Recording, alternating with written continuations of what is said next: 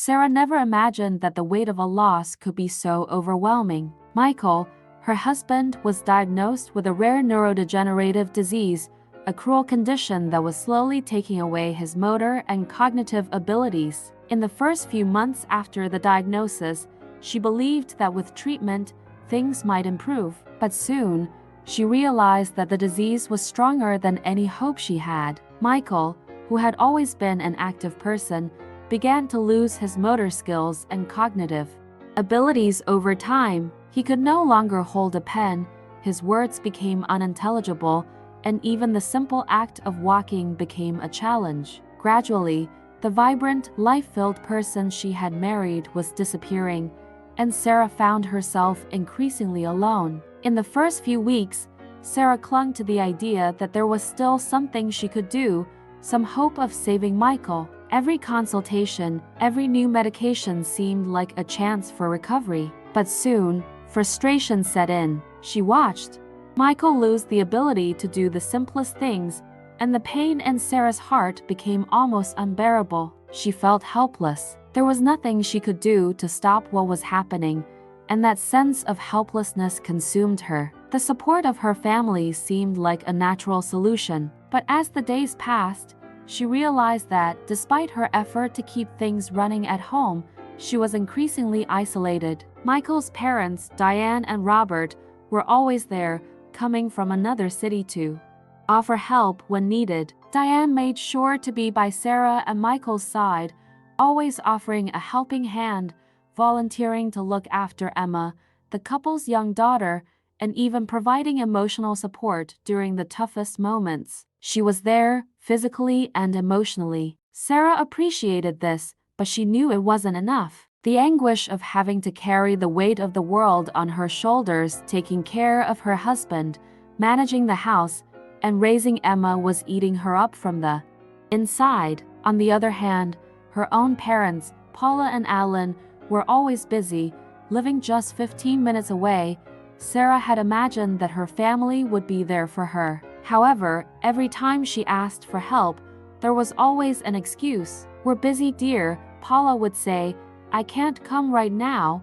I have commitments." Alan, on the other hand, never showed any interest in offering a hand, claiming he was too old to deal with these matters. Sarah tried to understand, tried to believe that they were dealing with the situation in their own way, but the frustration grew. She started to feel abandoned by her own family. The months went by, and the feeling of being the only one responsible for everything, the house, the bills, Michael's care, Emma's upbringing, was overwhelming. Michael's physical suffering from the disease was soon matched by the emotional pain of the lack of family support. Sarah began to question why her own family wasn't there to help her, as Diane and Robert were helping. She wasn't asking for much, just a little attention, someone to help with the house or take care of Emma so she could breathe for a moment. But that never happened. Instead, her mother continued to send messages as if nothing were happening, and her father remained indifferent. When Michael passed away, the pain was indescribable. It wasn't just the loss of the man she had shared her life and dreams with, but the feeling of being completely alone. His death was like a hole that swallowed everything around her. It wasn't just the loss of him, it was the end of the life she had imagined for herself. She was devastated, but there was still something that kept her going: Emma. Her young daughter, who didn't yet understand the gravity of the situation, was now in her hands, and Sarah was forced to stand up even when she felt like her feet were glued to the ground by grief. In the first few days after Michael's death, Sarah had to gather herself to take care of all the funeral details. There was no time to cry or process her grief. Mourning became a marathon with no breaks, a race where emotions couldn't be expressed because the next obligation was waiting. When she called her parents asking for help, she expected at least their presence. However,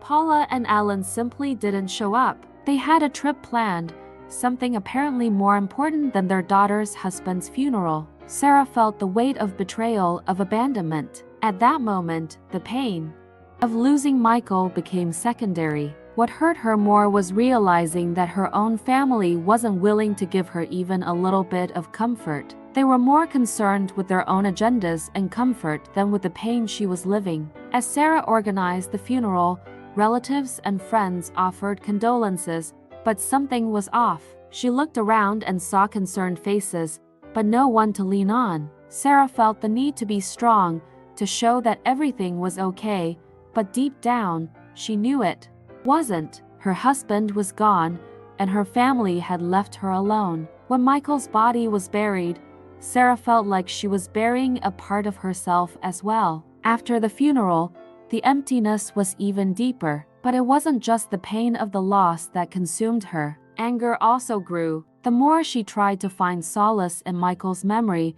the more the coldness of her family ate away at her. Paula and Alan, who had shown no interest before, now wanted to talk about the future, about what to do with Michael's house, about what should be done with his belongings. It was as if the pain of losing someone was secondary to the financial interests they had in getting something from what she still owned. At that moment, Sarah knew she could no longer count on them for anything. They had abandoned her when she needed them most, and now it seemed they were only there for the money. Marcos and Jalea, her siblings, showed up like ghosts after months of total absence. They hadn't called when Michael was sick, but now, after his death, they were present, as if they were looking for something. Soon they started pressuring her to sell the house, split the proceeds, and move on with life. The excuse was always the same. It's the best for everyone, Sarah. The property is worth a lot. We can sell it and split the money, but for Sarah, the house wasn't just a property. It was the place where she and Michael had built their life, where Emma had grown up. It was the last memory she had of him. Every corner of the house had a story, a piece of her memory. The house was theirs, and she wasn't willing to let it be treated like a mere asset. The dispute over the house wasn't just a battle over material things. It was an internal fight for Sarah. She found herself facing a moral dilemma.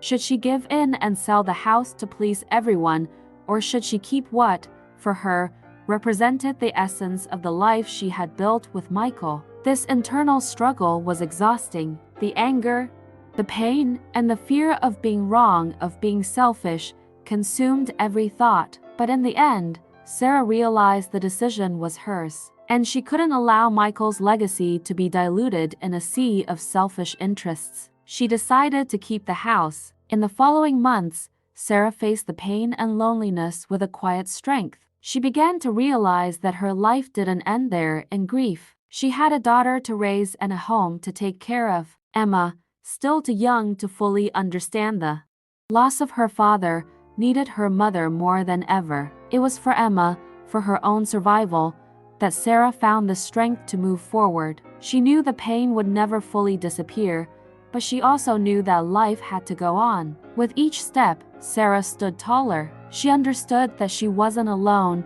even if, at times, it felt like the world was crumbling around her. Emma was her reason, her motivation, and through her daughter, Sarah began to rebuild everything she had lost. Sarah discovered that, despite everything, she was stronger than she had ever imagined. She faced the demons of the past and, even without her family's support, rose up to create a future where she and Emma would be the priority.